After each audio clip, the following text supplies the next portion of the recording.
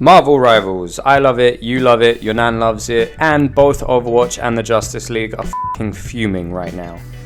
It's the biggest game of the year so far, and for good reason. It's just fun and new. I don't see it dying down anytime soon. So, I wanted to talk about something which, as a comic book fan, I think Marvel Rivals did incredibly well and hope they continue to do well. Balancing. Man, what the fuck is you talking about? What's that? I'm sorry, man. I wasn't thinking about it. I can already hear the frothing, foaming feral Wolverine mains on their way, but give me a second, I don't mean it in the way that you think. Any kind of game that has different characters or abilities to choose from is going to have some kind of discrepancy when it comes to the tier list. Whether it's fighting games, MOBAs, hero shooters, or even weapons in FPS games, it's just impossible for some not to be better than others. One of the cool parts about Marvel Rivals though, is that because it's still so fresh and new, everyone's still figuring out what characters can really do. We already know the gist of most of these characters from their movie shows and comics, but those powers translate differently into the format of Rivals. And that's what I think they did best. Translation.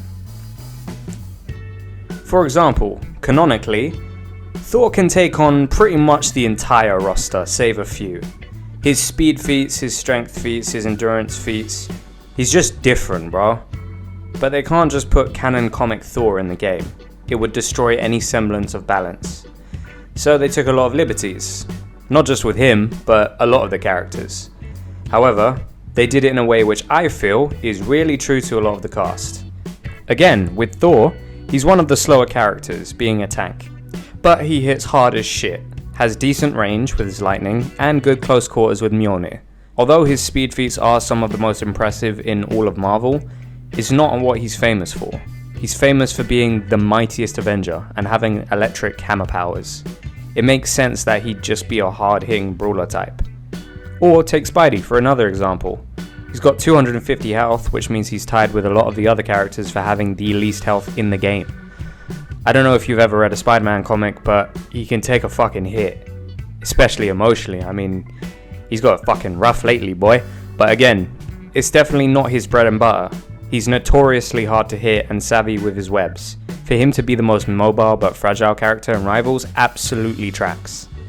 You've also got his counterpart, Venom. He's a tank with self-sustaining abilities and decent mobility too. Considering he's got to keep up with none other than Spider-Man and he's literally a symbiote who takes over the host, I cannot think of a more fitting moveset. My point is, this is consistent throughout most characters in the game. Probably my favourite example is Wolverine. A lot of people don't know this, but his first ever appearance was in the Hulk comics as his enemy. In other words, the entire origin of Wolverine is tank busting. So, when I found out in Marvel Rivals his damage scales with the enemy's max health, meaning he does more damage the tankier the opponent is, I started gushing. Is that not cool to anyone else? Then you've got the trusty Captain America. Let's be honest, his powers are pretty boring in comparison to most of the cast, but he is literally superhuman. Faster, stronger, tougher, but that is also why he's just a lot of fun to play. It literally feels like you just have higher stats than everyone else and have an unbreakable shield. Characterized as the paladin-like leader, of course he fits into the tank role. It just makes sense. It seems like they're also planning on continuing this trend since the newest characters, Human Torch and The Thing, also do a good job at paying homage, while also keeping them balanced. In the comics, The Thing isn't super unique in terms of his powers, just kind of generic super strength and toughness. In Rivals, The Thing's standout mechanic is he's immovable. Literally, his passive is that he's so fucking fat nobody can move him. This differentiates him from the self-sustaining Venom, the mobile Hulk, and the shield-toting Magneto without giving him random new powers that would feel forced into the character. They have to take more liberties with some characters than others, of course. I mean, there is no world where the Punisher should be able to bang with Hela. Considering Frank Castle has no powers and is just a one-man army, giving him nothing but guns, and bigger guns. You see where I'm going with this? Like I said, we're never going to have a perfect balance, but Marvel Rivals had a unique challenge in that it already had pre-established fan bases to keep happy, while also trying to steal fan bases from other IPs as well, and make a fleshed out game. And considering how hard Marvel fans are to impress, I think they did a phenomenal job spinning all those plates. It also makes me very excited to see what other characters are going to be added and how they decide to build them.